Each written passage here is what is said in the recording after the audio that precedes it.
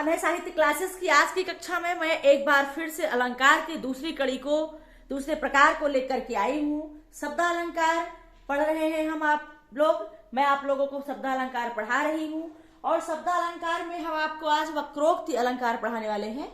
वक्रोक्ति अलंकार वक्रधन उक्ति से बना है।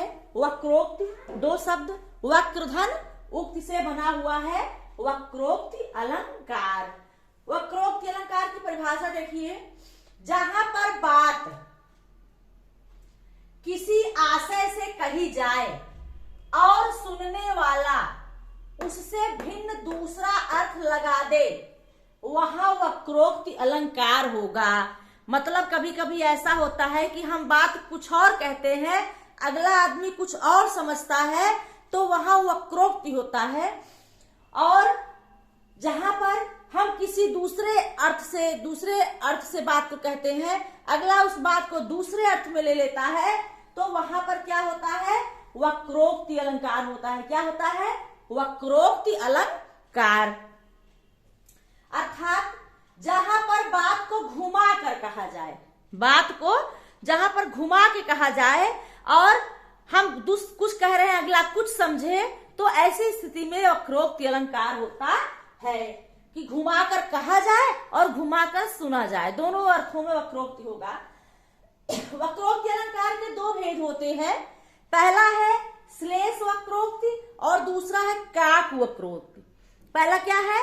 पहला है श्लेष वक्रोक्ति और दूसरा होगा काक वक्रोक्ति। श्लेष और काक वक्रोक्ति ये वक्रोक्ति अलंकार के भेद हैं।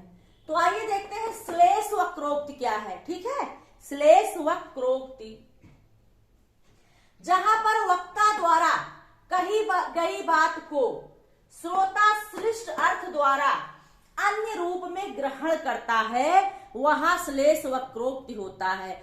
मतलब जहां पर हम अगर कोई बात कह रहे हैं और श्रोता जो सुन रहा है उस बात को वो सीधे सीधे ना समझ करके दूसरे वे में समझता है, तो वहां पर क्या होता है? श्लेष वक्रोक्ति। जहां पर वक्ता द्वारा कही गई बात को श्रोता सृष्ट अर्थ द्वारा अन्य रूप में ग्रहण करता है, उसे श्लेष वक्रोक्ति कहते हैं। जैसे को तुम हो इत आए कहाँ, घन श्याम हूं तो कितहूं बरसो। तो ये जो है एक हास्यास्पद है कि ये इसमें उल्टा कहा गया, दो अर्थ निकाले गए हैं घन श्याम के। एक बार कृष्ण भगवान राधा का होता है, वो जाते हैं उनके घर और कहते हैं कि तुम दरवाजा नॉक करते खड़खड़ाते हैं, तो कहते हैं, अंदर से आवाज आती है कि को तुम हो, तुम कौन हो?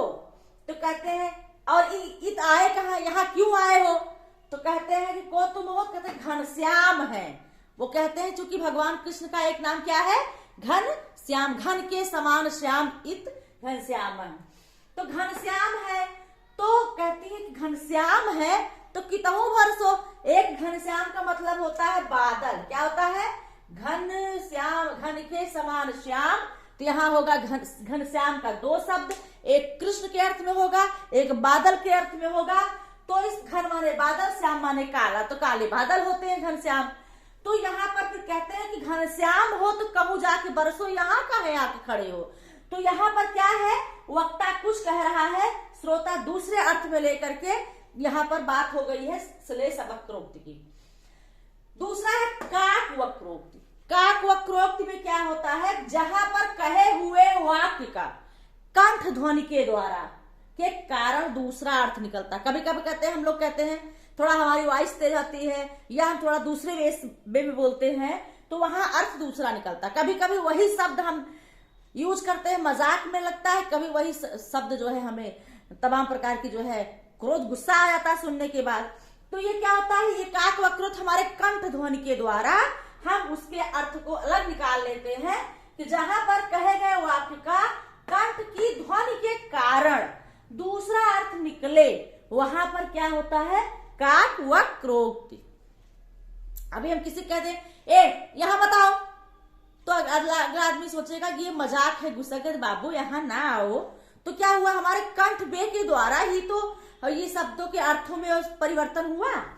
तो इस प्रकार से काक वक्रोक्ति इसका जो है उदाहरण है कि प्यारी काहे आज तुम बामा हो कतरात, हम तो बामा है सदा अकाचरज की बात। यहाँ पर बामा का दो अर्थ है। बामा माने होता है पत्नी या स्त्री भी होता है, और बामा माने होता है क्या, टेढ़ा तिरछा, थोड़ा नक्चढ़ा टाइप का जिसे कहते हैं। क्या कहते हैं, अरे प्यारी बामा आज क्यों कतरा रही हो, नायक कहता है। तो नायिका कहती है अरे मैं तो बामा हमेशा तिरछी हूं, टेढ़ी हूं। तो ये कौन सी आश्चर्य की बात है। तो यहाँ पर कह कुछ रहा है, कंठ ध्वनि के द्वारा यहाँ अर्थ कुछ निकल रहा है। तो ये क्या है, काक वक्रोक्ति। अगला उदाहरण है, आए हूं मधुमास के प्रियतम अइहे नाय, आए हूं मधुमास के प्रियतम अइहे नाय। यहाँ नायिका जो है कहती है कि बसंत ऋतु आ गया, प्रियतम नहीं आए। तो फिर अगला वही शब्द कह रहे हैं कि क्या प्रियतम नहीं आएंगे मधुमास में। तो यहाँ पर भी दो निकल रहे हैं कंठ ध्वनि के द्वारा, अर्थ जो है कहा कुछ जा रहा है, अर्थ कुछ निकल रहा है। तो ये क्या है, काक वक्रोक्ति। वक्रोक्ति माने बात को किसी, जहां पर किसी बात का आशय कहीं और कहीं बात कुछ और जाए, अर्थ कुछ और निकले, वहां पर वक्रोक्त होता है। या जहां पर बात को घुमा करके कहा जाए वहां वक्रोक्त होता है। वक्रोक्त ये दो भेद होते हैं, श्लेष वक्रोक्त, काक वक्रोक्त। तो ये रहा वक्रोक्ति अलंकार। आप लोग अच्छे से नोट कर लीजिए, देख लीजिए, लिख लीजिए, पढ़ लीजिए, और अपनी परीक्षा को ध्यान में रखते हुए आप आगे बढ़ते चलिए। तो आज की कक्षा में मैं आपको वक्रोक्त अलंकार तक ही रखती हूँ। अगली कक्षा में फिर नए अलंकार के साथ आती हूँ। तब तक के लिए शुभ संध्या, धन्यवाद, गुड नाइट।